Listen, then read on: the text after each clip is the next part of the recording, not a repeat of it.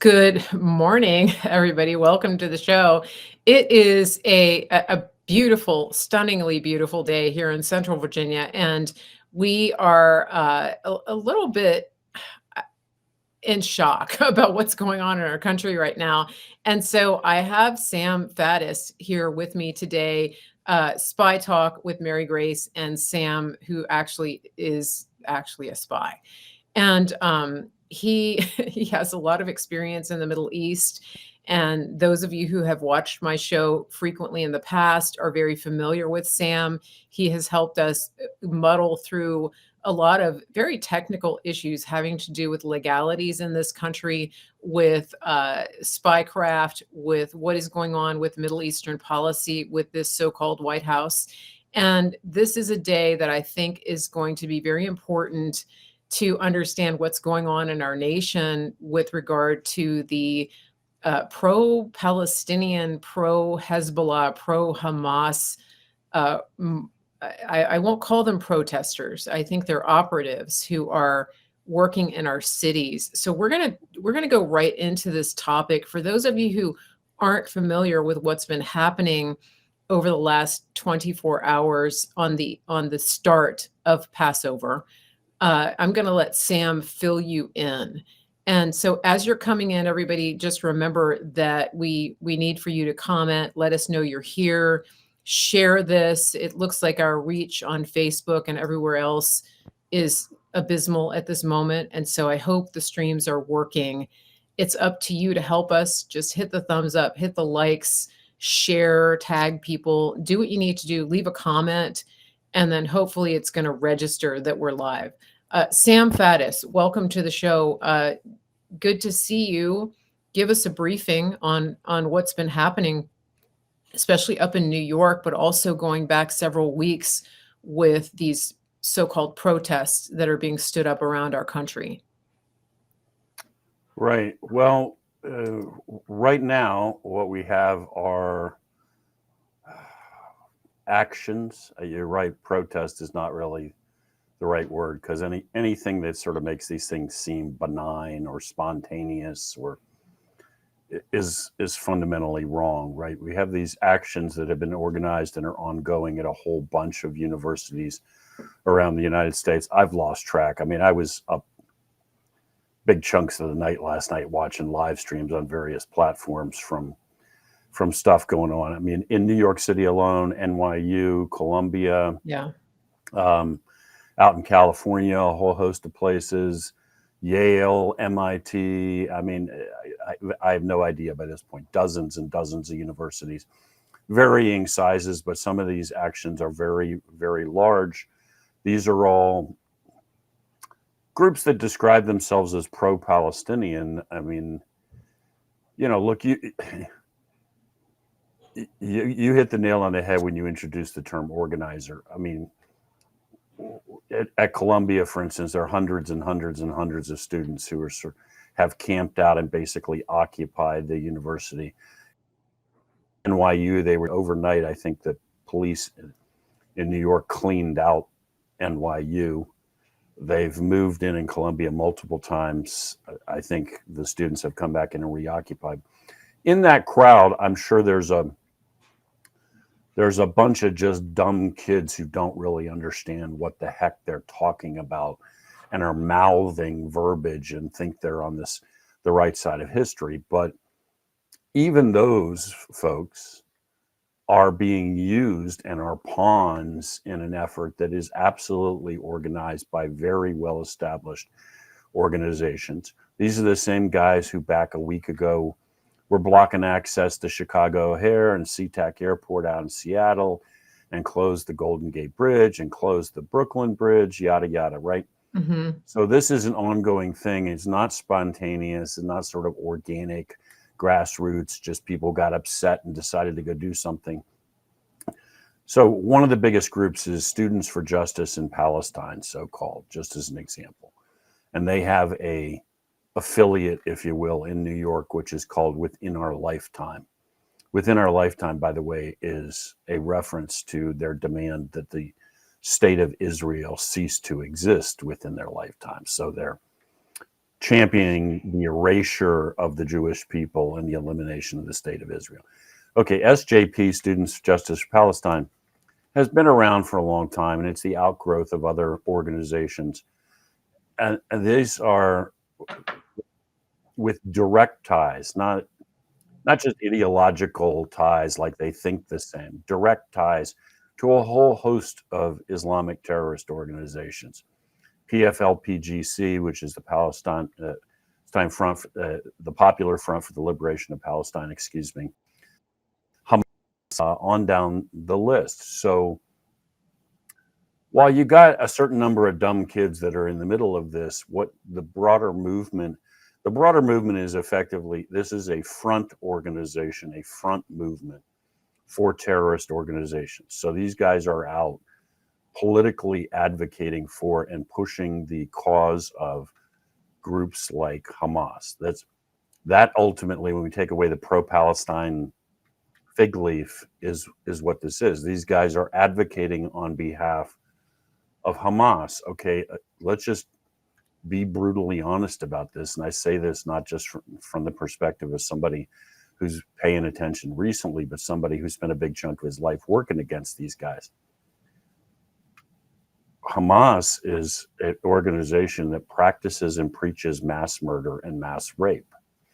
These are guys who will rape women to death, will detonate bombs, suicide vests in the middle of weddings. And I'm talking Muslim weddings, because the Muslims in question don't think like them, who slaughter innocent people on the streets of Israel. These are guys that are covered in blood. They are as evil as you could possibly imagine. And right now in Joe Biden's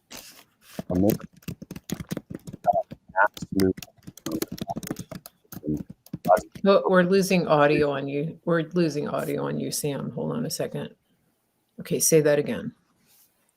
Am I still there? Yeah, you're here. Okay. Okay. So what we have are pro-Hamas, pro-Hezbollah, pro-Islamic terrorist organizations. These are front organizations for terrorist groups, and they're on our streets.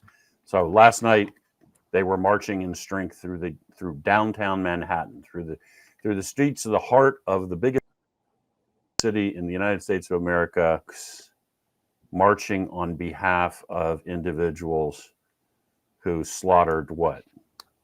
In excess of 1,200 Israelis back in October, and have killed many times that. That's where we are. We got terrorist front organizations, broad daylight on our streets in our major cities.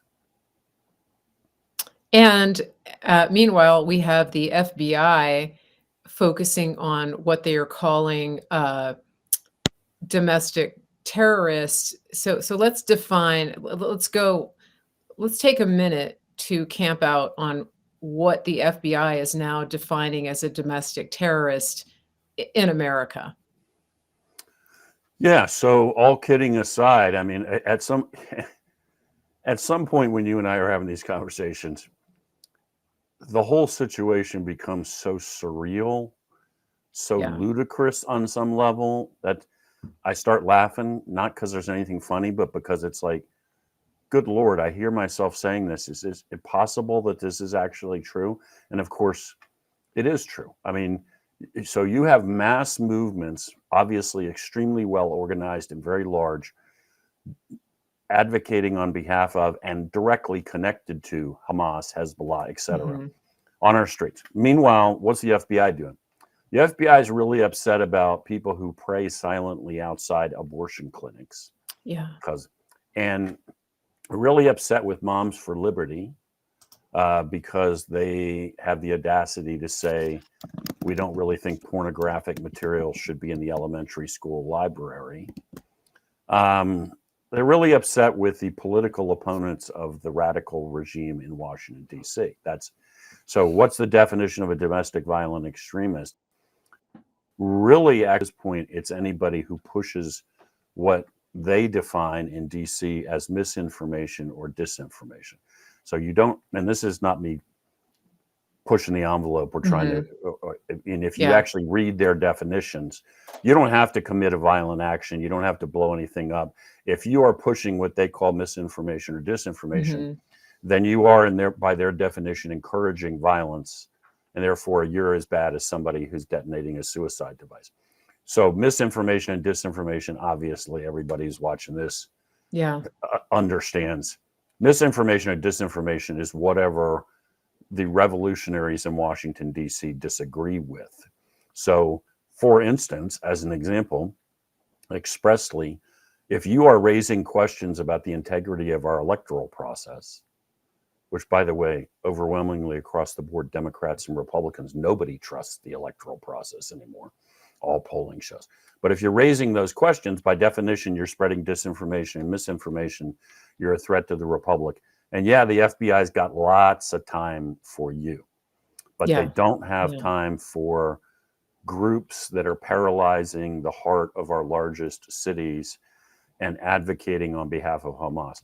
And just to be clear, I end up watching a lot of videos shot by lots of folks and of what's actually happening on the street and listening to the chants. Mm-hmm. There's groups in these cities are expressly calling for jihad. They are expressly calling for an intifada in the United States, which means violence and revolution and bloodshed. They are attacking not just Israel, but attacking us. We are the great Satan. We must be destroyed. I mean, they're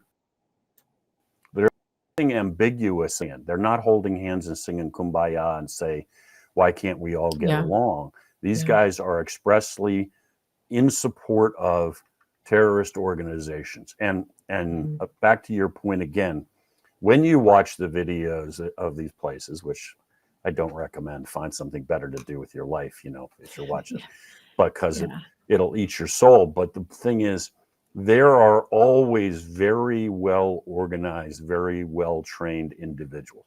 There's always somebody at the heart of this leading the chant, getting everybody in line, people showing up with banners, not banners they made on a bed sheet back, with some spray paint or something and a magic marker. Very organized, very slick, if you will, folks that show up. They know exactly what they're doing. They're directly connected to terrorist organizations. So, and well funded. And obviously well funded. And one of the implications is, not surprisingly, anybody with any common sense will understand, if you can simultaneously organize events like this nationwide, turn thousands of people out, shut down airports, close bridges, you know what else you can start doing? Detonating bombs, shooting people, burning things to the ground. And you would think the FBI would want to rip that structure out before we cross that bridge, but no indication that's happening. Yeah. Well, what we always hear from the FBI is, well, we had them on our radar, and then buildings come down, and embassies get attacked, and ambassadors get killed. And so this is sadly what we are dealing with here. And it is, it's hard to open, a Tuesday morning with this type of content, but I think that people need to understand the seriousness of what's happening in our country right now. And also, it seems like we have gone back 50, 100 years on a number of fronts in terms of civil rights in this country. We have the Jews being excoriated and physically attacked and singled out for being Jewish in America right now on college campuses and in other places. We have women's rights being put back 50, 60 years in all aspects, with what's being done to Title IX, with what's being done in the sports segment. We have racism, blatant, in-your-face racism being perpetrated all over the country in businesses and colleges with these DEI policies. Now, the Supreme Court actually came out with a ruling over the weekend that those policies cannot be enforced against employees. And it's interesting because I have a family member who works at a very prestigious university on the East Coast, and they have mandatory DEI training that they're supposed to check off. And she told me that it's been sitting on her computer for 2 years now. She refuses to do it. And anyway, I sent her the information about what happened with the Supreme Court. And I said, well, actually, if they try to enforce this, it's against the law. She said, I think that's why they haven't actually come at me and other people who haven't done it. But the fact is, these universities have whole entire departments dedicated to pushing abject racism within their hiring practices, within their recruitment practices, within their admissions practices. And this is, yeah, like I said, our country is, it's going backwards. And I want to speak to this from the perspective of the slogan, Make America Great Again, because people have been gaslit into believing that when Trump or anybody says that it's a call for going back to the pre-civil rights era of oppression in this country. And what I want to present to you and to point out is that it's actually the opposite, that everything that President Trump is advocating and people who are like him and who support him are advocating exactly the opposite. And the people who are in power now are taking us back to a time when civil rights was literally just a dream. They're stripping and trying to strip all people of civil rights and also divide the people. And so when President Trump talks about making America great again, he's talking about business opportunity, income opportunity, equality of opportunity, not equality of outcome, and just having the quality of institutions and ideas that this country was built on. It wasn't perfect, but we certainly don't need to be in a position of cutting the country off at the knees, which is what we see happening right now, destroying entire institutions and undermining the very fabric of what makes us a nation. And President Trump said it best when they started pushing to take down Confederate statues. He said, "This is only the start. They will come for our founding fathers." And we've already seen that happening. And we talked about that recently, even with the attempt to remove the William Penn statue from Philadelphia. And so I think that it's important for people to understand the gravity of what's happening right now in our country. And on the other side of that is, if Christians aren't awake yet, I don't know what it's going to take to wake them up. Because this is a spiritual battle. It's a battle for the soul of our nation. And I don't say that lightly. It's not a cliche. It really is time for people to understand and to get involved and to get on your knees and understand what's at stake here. We have radical communist, Marxist, Islamist, Marxo-Islamist, whatever you call it, marching in the streets. The New York Post is currently reporting, 17 campuses where these demonstrations, we'll call them demonstrations, are taking place. And an additional, how many more? Additional protests, I'm going to call them demonstrations, have been announced for the week of April 22nd at more than a dozen additional colleges and counting. So Praying Medic is posting this on X, and he's quoting the New York Post. And so this is intense, guys. If you have children at these universities, it's time to have a conversation with them and maybe even get them home. I wouldn't want any child of mine mixed up in this. It's dangerous. Yeah, as with so many things that you and I end up talking about, um, Yeah. it's just time for some plain talk. I mean, let's just speak some truth. Enough with dancing around issues. What you're talking about, I mean, with these actions, I'll stick with that word, which is just one piece of the much bigger problem we're dealing with in this country. There's no ambiguity here. Again, I mean, maybe you're a dumb 19-year-old and you don't really understand what's happening, so you're holding a sign and chanting some stuff. But the broader context, the people that are organizing this, the people, their objectives, this is just evil. Yeah. Okay, as I've said to you before, I worked all over the Middle East for a really long time undercover, counter-terrorist operations, been in some very different, I mean, some difficult places. A lot of that time, it's me and 2 or 3 other guys from the United States. And everybody else we're working with on our side in most of those countries was probably a Muslim.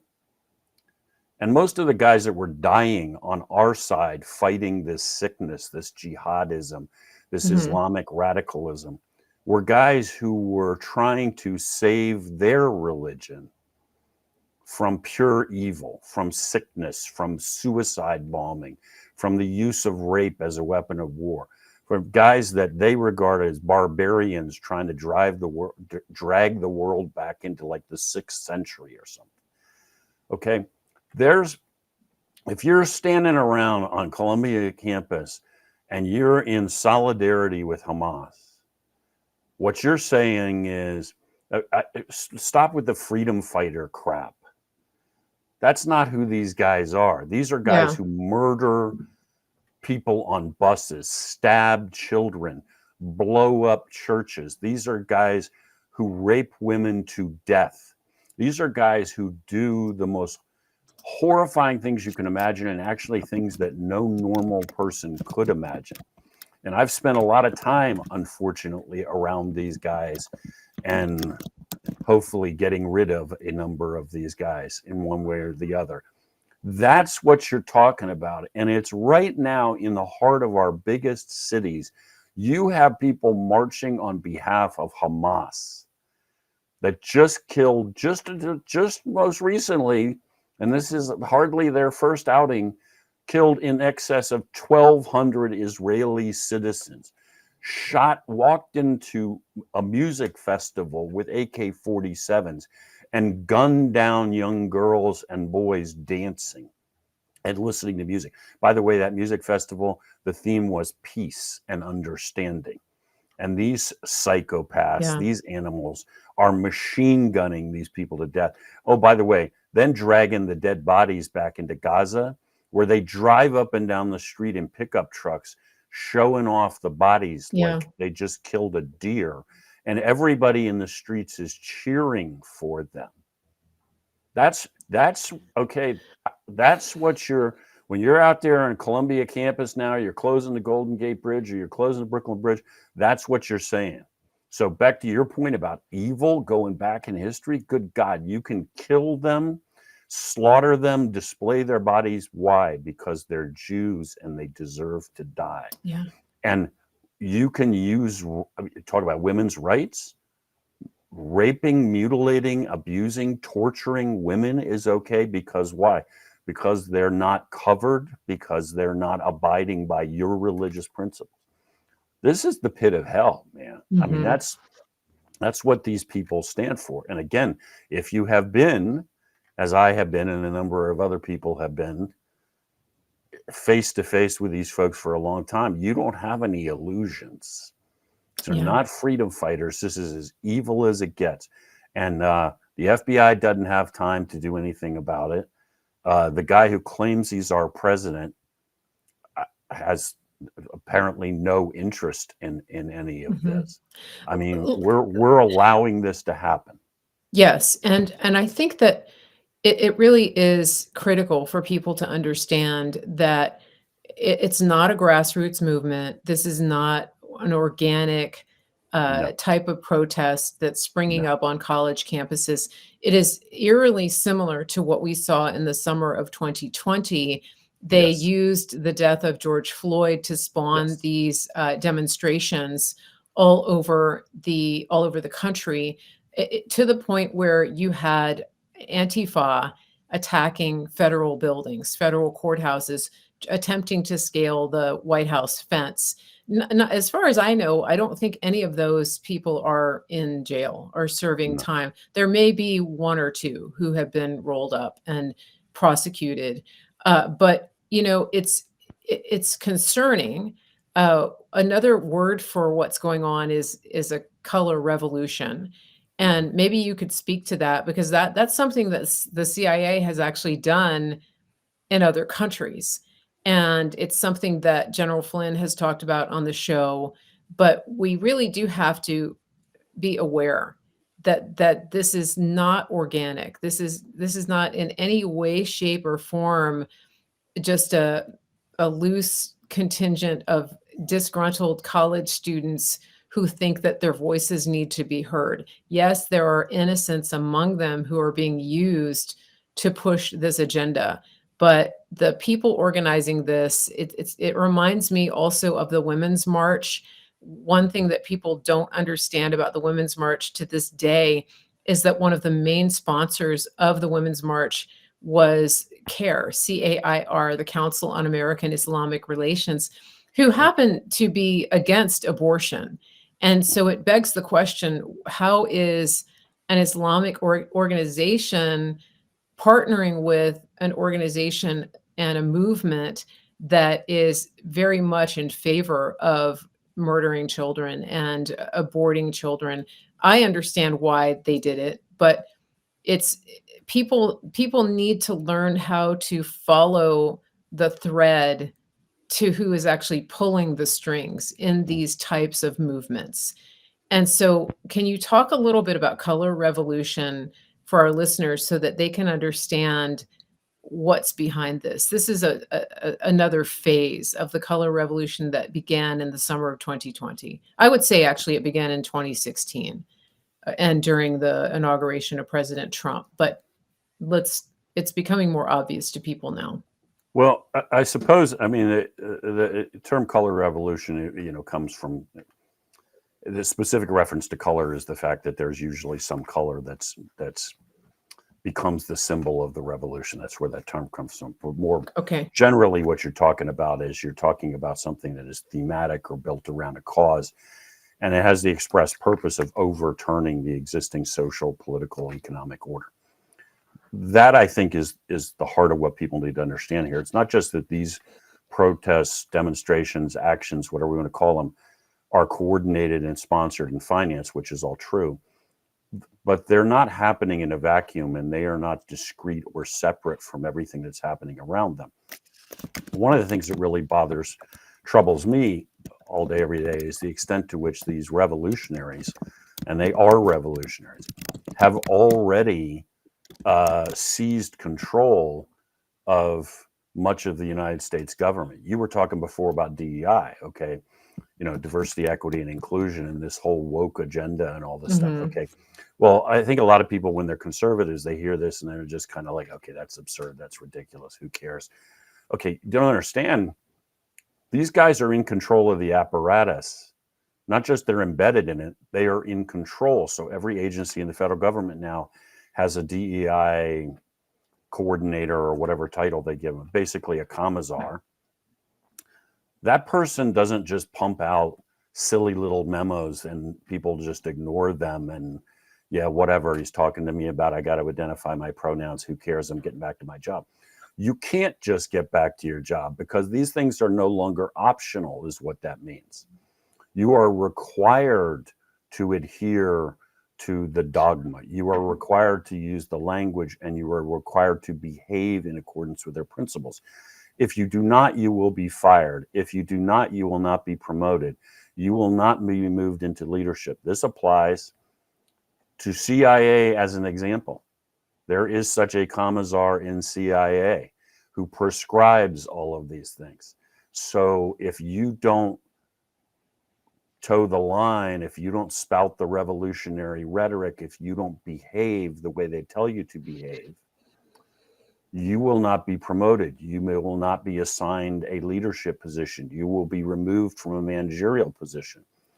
So the chief of station in Islamabad, the head of the CIA office in Islamabad, just to use a notional example, is not going to be the guy or gal who knows how to run ops and bust terrorist organizations and protect Americans from nuclear weapons. The guy or gal who's in charge in Islamabad is going to be whoever did all of these revolutionary things, said the right things. So again, maybe you can ignore it for a little while until they fire you, but real fast, the organization does what it's told. And so the revolutionaries are already in charge. You talk about protests and Hamas and Hezbollah and Iran, and why aren't we pushing back on this? Well, many of the most critical positions in our government are now filled with folks who are Hamas supporters, who are supporters of Iran, who not literally. So the guy who's the head intel guy in the National Security Council is a guy with a long history of sympathy to Iran, support for Iran, support for Palestinian terrorist groups. I was just going to ask you that. That's the guy making our policy on these issues. His name, Mayor Bitar. How do you pronounce it? Mayor Bitar, yeah. Yeah, Maher. So this is on the most recent article that Sam has put out on his magazine. It's And Magazine, AND magazine.substack.com. Please go and read this to understand what's going on. And it's so National Security Council, this is where the presidential daily briefings are assembled, and the information that's coming in to the White House is being funneled through people like this who are sympathizers of Hamas. And so this is how policy is driven from these people. It's not Biden unilaterally acting on a whim or whatever. And one of the things that I think is important in your article is that the media and a lot of the pundits, especially on the right, are talking about the incompetence and the mistakes and the lack of direction and the things like that. And you have a different take on this. You don't believe that it's incompetence at all. So tell us about that. Give us an idea of what's really happening. Yeah, look, this is, I think that's a superb question, because it brings, now that I'm done with my world tour of tried to spew 5 hours worth of information out in 10 minutes, as I'm always doing. It's so valuable. You're bringing us back to the heart of the matter, because look, this is not weak-kneed. This is not feckless. This is not, these guys just don't have the backbone to stand up to Iran. That would be really good news, people, if that were true. If we were only dealing with the most incompetent administration in American history, at some level, we could breathe a sigh of relief. That's not what's happened. The enemies of America have taken over. This guy Bitar that you're referencing is the special assistant, or whatever he is, the senior intel guy in the National Security Council. Okay, sitting in the White House. Well, he effectively drives all of the policy and the actions of the intelligence community, and by the way, sees everything and anything he wants to see. This guy is a terrorist supporter. We're the bad guys in his movie. We're not wearing the white hats. We're wearing the black hats. And this administration is filled with these people. And I don't mean like they're little grunts down in a cubicle somewhere, walking the mail around. I mean, all across the administration, in the most senior positions, you got these folks. So when they're looking at Israel and Iran, they don't think the Iran is the enemy.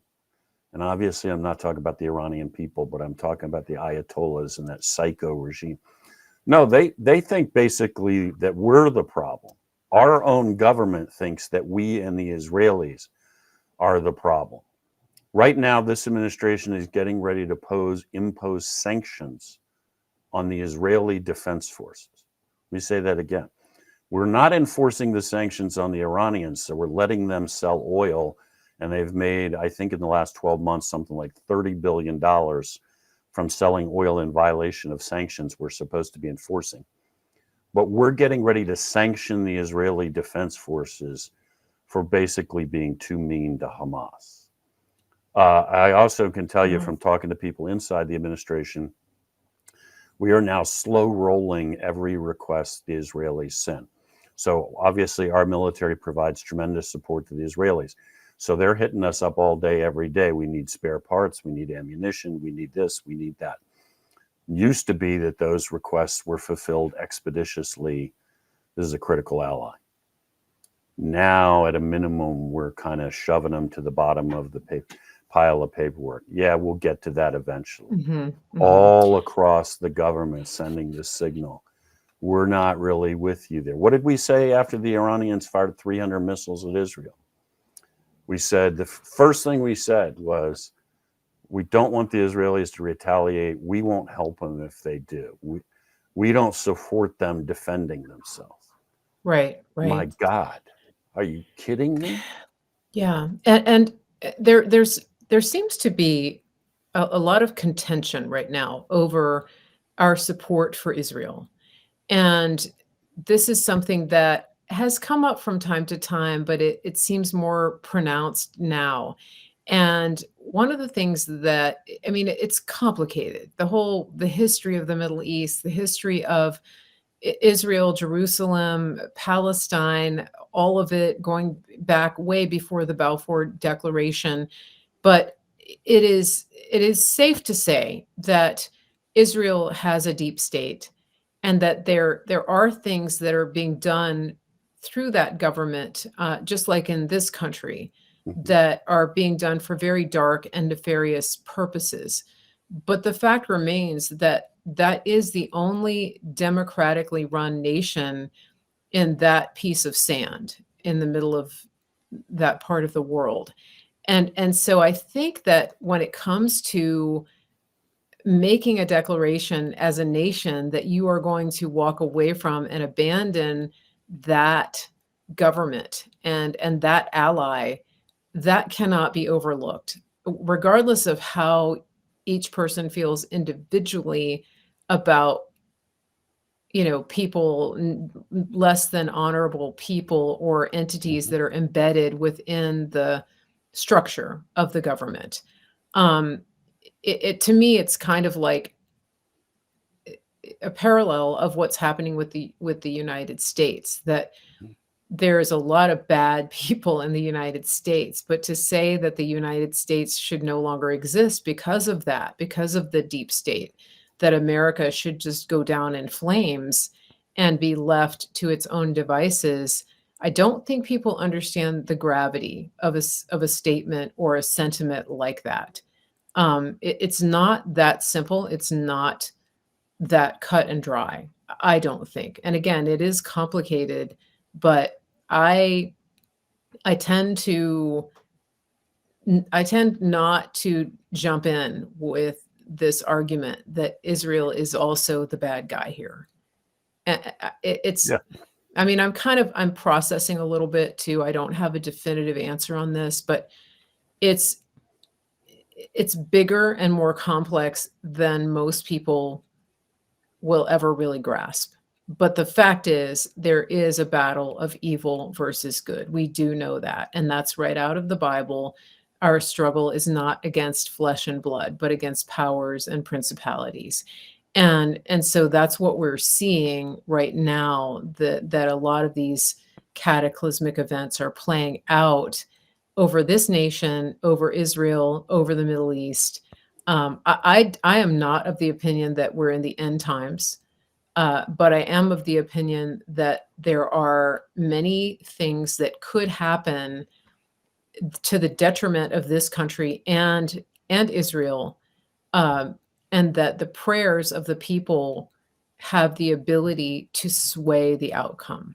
I do believe that firmly, and that's biblical. We've seen that throughout history, that we get a glimpse of what's possible, and then we pray that for a different outcome, and really contend, not just, oh God, whatever you want.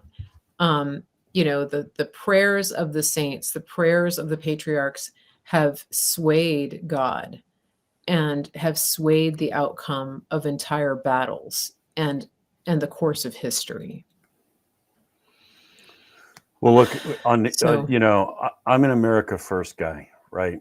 yeah. And I'm not going to endorse every decision that the Israelis have made, or somehow every Israeli politician. And in my dealings with the Israelis abroad, working very closely with them, I can guarantee you that we've had some very, very direct and frank conversations. I think come out of that on both sides with respect for each other, but basically like, no, I don't think it's, I don't agree with your policy, Tel Aviv, and I'm not endorsing it. Okay. Hmm. But this is not, as I think you're referencing, this is not about that, right? This isn't about, are you a big fan of Netanyahu's or not, or what politically is going on. This is about the existence of the state of Israel, and actually genocide, in the sense that that's what Hamas wants. Hmm. Hamas and Hezbollah and the Ayatollahs in Tehran are not asking for a two-state solution. They're Hmm. not asking for better treatment of the Palestinians. They are advocating, and you don't have to guess, just listen to them. They say it about every 5 minutes, to Yeah. wipe the slate clean, to eliminate the state of Israel. And that means killing all of the Jews, from, when they say from the river to the sea, from the Yeah. Jordan to the Med, they want it all, and they're not asking to buy plane tickets for people to fly somewhere or come up with an alternate resolution. Their answer is to slaughter and eliminate the entire population of Israel. That is expressly what these groups are dedicated to. Hmm. And Hmm. if they actually had the military capacity to do that tomorrow, they would launch that attack tomorrow. So I don't know, if you're wandering around Columbia University campus and you think you're part of an action that's all about being touchy-feely and let's love one another and get along, that ain't Hamas, man. That's not Hmm. Hezbollah. Hmm. They are about genocide. They are dedicated to Yeah. genocide. Yeah. And the ultimate irony of this is when you see these demonstrations and you see people waving LGBTQ flags right alongside the Palestinian flags. Who's going to tell them? Yeah, you would last like 15 seconds. Yeah. You're Yeah. the first group that's going to be slaughtered, and from their standpoint, from the other side's standpoint, ideally slaughtered in particularly horrific ways, like being thrown from tall buildings Yeah. or stoned to death in public. And anytime I see some passionate young woman on camera at NYU or wherever, she's all fired up for the cause, and she's talking about, she's standing there, dressed in a normal Western fashion and speaking publicly and Hmm. advocating for Hamas and Hezbollah. And I'm thinking, in their world that they're trying to create, you don't get to speak at all. You don't get to show your face at all. Yeah. You Much get less to your shut body. the hell up and go home and do whatever your eldest male relative or your husband tells you to. And if you don't, then we execute you and kill you expressly. Yeah. So, my God, I'm looking at this, somebody who's 21 years old, and you have no idea. You are preaching on behalf of Yeah. people who would slaughter you and abuse you and feel good about it when they were done. Yeah. Yeah. Intense topic today, and Yeah, we there's got a really lot. heavy really fast, didn't we? I That was know, like, I know. It's we just, needed but like a Homer moment or something. I know. And, it's, but again, sometimes we have to have these conversations because people are so easily distracted, and it's, people are getting their focus on things that really aren't important right now. But I think the bigger picture of what's happening, we didn't even talk about the legal cases that they're trying to win against Trump and Mhm. how ridiculous all of that is. And your background as an attorney obviously comes into play with that. I let your secret out. And it obviously comes into play. And I think that we need to pick up this conversation on another broadcast.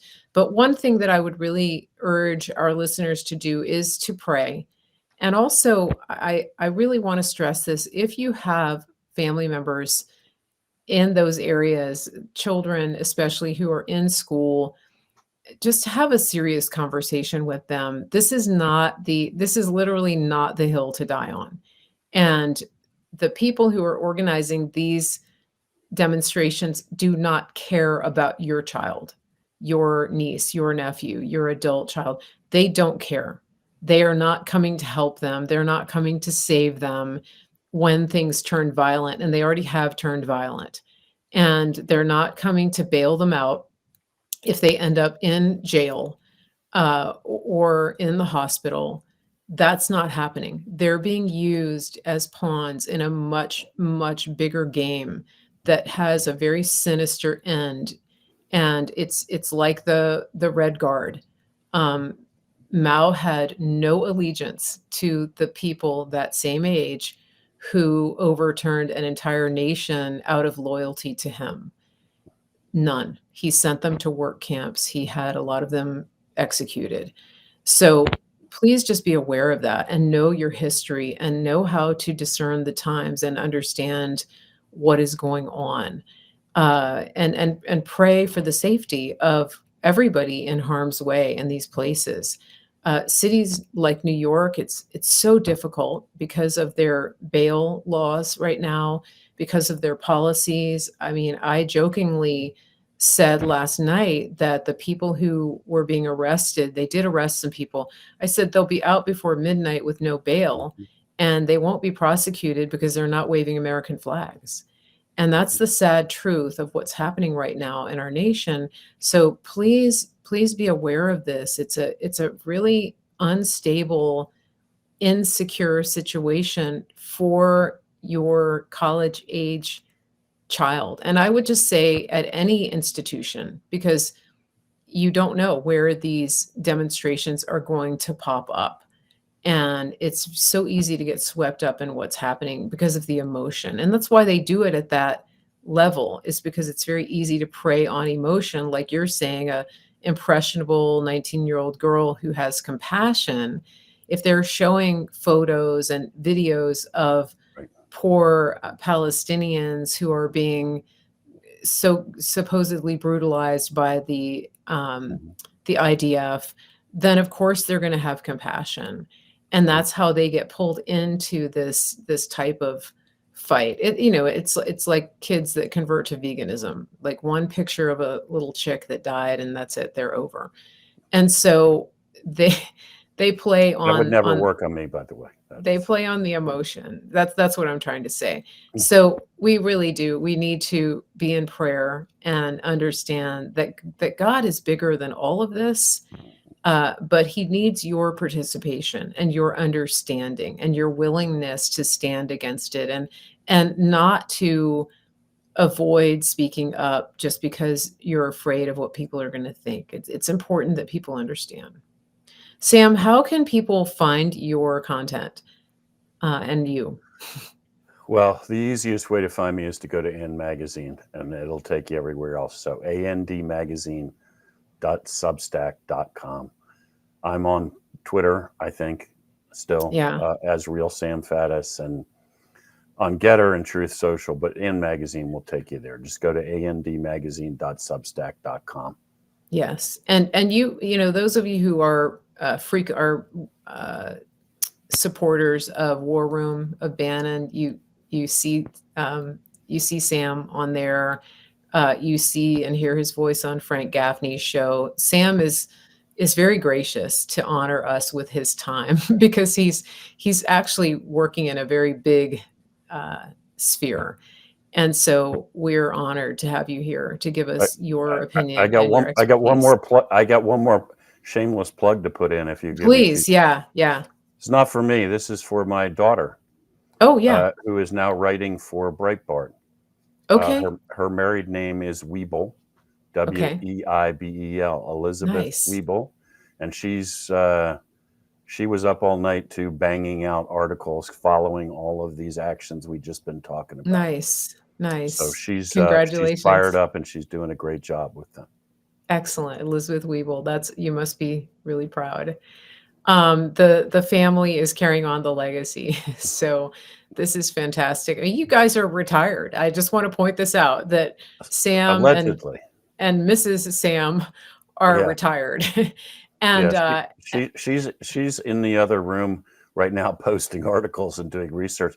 So clearly, we failed retirement. We don't really know how it's yeah, supposed to work. and Um, you keep adding animals, and keep it's like adding it. you're Keep adding animals. I haven't seen any bears yet this year on the mountain. They haven't showed up and okay. stolen my Yeah. bird feeders yet, but it's only a matter of time. Right. Yeah. So it's quite an interesting. I haven't been up to your place, but I hope to make it up We there. got to get you up here with some other Yeah, folks, and we'll have I have an think that would be event. great. We love it on the mountain, and but between all the animals inside and outside keeps us busy. Yeah, Yeah, I'm sure. Yeah, and I would love to do that. Love to connect with Gina again, and maybe I'll make a little road trip. sounds good. So thank you again. We're going to play us out here with a little commercial. And so everybody, please stick around, keep your volume up. And as always, remember to support the America First companies that help us to keep this content on air. If you go to my website, marygracemedia.com, and you join the mailing list, you won't miss any content, but you can also go there and shop. You can support great companies like My Pillow. You can support our gold and silver suppliers, anybody that is thinking about what to do with your money, your retirement and things like that. You want to check them out. We've got our amazing freeze-dried beef at griddowntroudown.com. So I'm going to tell you more about that in the commercial, but just scroll through the website because there's more on the website that's not even in my commercial, including our wellness store. I always forget to talk about that, and apparently I forgot again today. So uh, so here we go, and everybody have a great day. We've got more great content coming up with you this week, and we also have an interview that went up on Saturday with Praying Medic. In case you missed it, it was tremendous as usual. We had a good 2-hour conversation about everything from aliens to end times to current events and everything in between. So please go back and catch that on all of my channels. And again, thank you everybody for supporting. Thank you for my moderators. Thank you, Christy, for being in the chat on both Rumble and YouTube. And we're off. So we will see you guys back here on the channel very soon. Have a wonderful day, everybody. And thank you for tuning in. To mypillow.com, use promo code Mary Grace, and buy everything you need for the home. There's no need to spend time shopping anywhere else. Go to mypillow.com, use promo code Mary Grace, get your towels, pillows, sheets, robes, dog beds, pet beds, cat beds, whatever it is that you want for the home. Go to mypillow.com, promo code Mary Grace. It's easy. Don't waste your time anywhere else. mypillow.com, promo code Mary Grace. Thank you.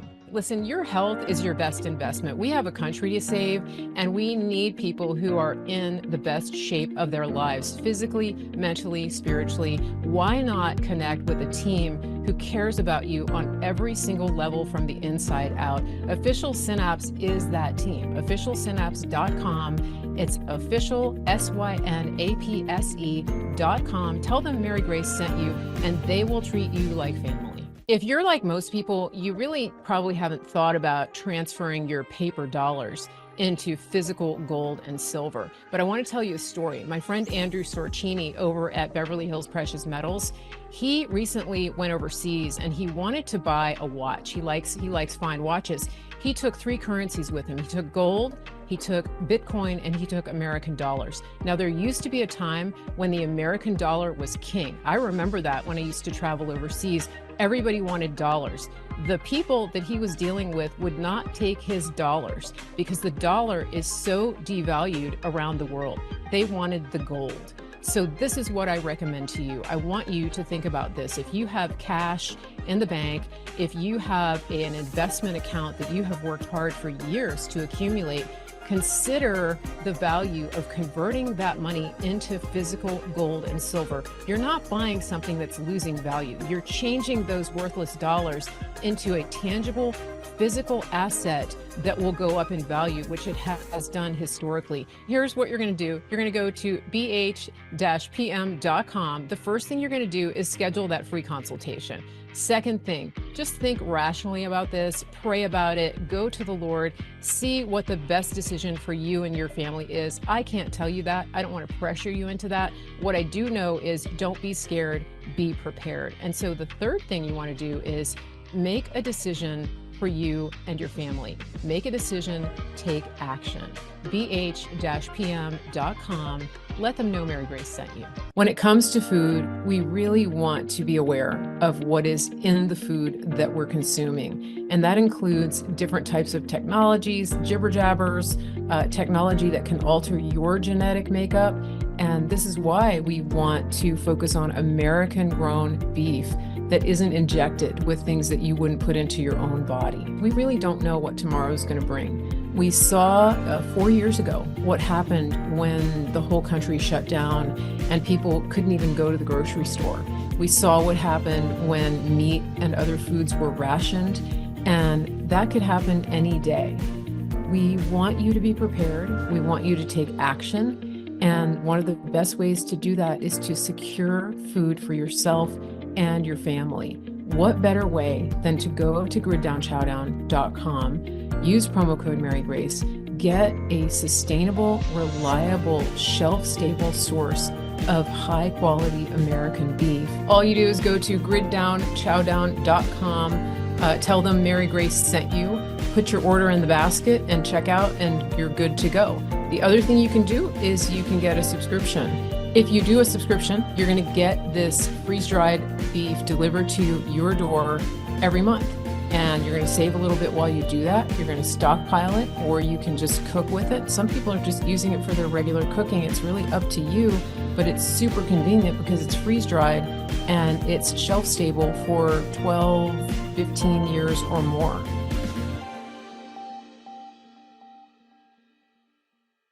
I just want to give a shout out to everybody who watches this show. Thank you for being a participant. Thank you for being a loyal audience member. I just want to remind you, if you like what you've seen, please share this, and don't forget to subscribe, turn on your notifications, and also sign up for my email list so you never miss a show.